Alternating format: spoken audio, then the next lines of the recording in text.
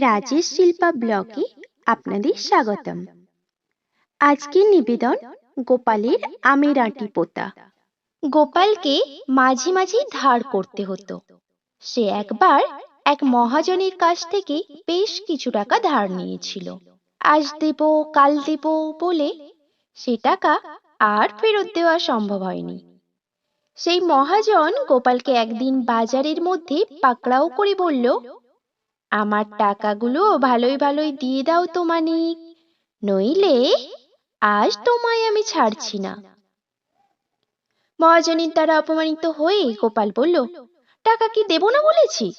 আপনার টাকা আগামী কালই দিয়ে দেব। কাল সকালেই আমার বাড়িতে চলে আসুন। আগামী কালের মধ্যে আপনার টাকার ব্যবস্থা করতে না পারলে আমি আর জলস্পর্শ করব না। গোপালের কথা শুনে মহাজন ভাবলে, গোপাল যখন এত লোকের সামনে কথা দিল, তখন আগামীকাল যেভাবেই হোক টাকা পরিশোধ করবেই। মহাজন পরদিন ভোরেই গোপালের বাড়িতে গিয়ে হাজির হলো। কই হে গোপাল, আমায় টাকা দাও। মহাজনের ডাক শুনে গোপাল বাড়ির বাইরে বেরিয়ে এসে বলল, দয়া করে বাড়ির দেওয়া একটু বিশ্রাম নিন, আমি আপনার টাকা পরিশোধের ব্যবস্থা করছি। মহাজন তো টাকা পাবে বলে নিশ্চিন্ত হয়ে গোপালের বাড়ির দাওয়ায় বসে রইল।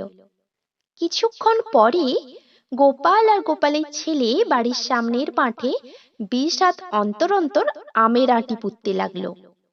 তা দেখে মহাজন গোপালকে জিজ্ঞেস করলো, এ কি করছো গোপাল? আমার যে বেলা হয়ে যাচ্ছে, কাজকর্ম আছে তো নাকি? গোপাল আমের আঁটি পুঁততে পুঁততে বলল, দেখছেন তো আঁটি পুঁতছি, একটু বসুন না, আপনার টাকার ব্যবস্থা করে তবে আজ জল গ্রহণ করব। আমের আঁটি পোতা শেষ হবার পর গোপাল মহাজনের কাছে এসে দাঁড়াতেই মহাজন জিজ্ঞেস করলো, সেই থেকে তো বসেই রেখেছ, তুমি আমার টাকার কি ব্যবস্থা করলে?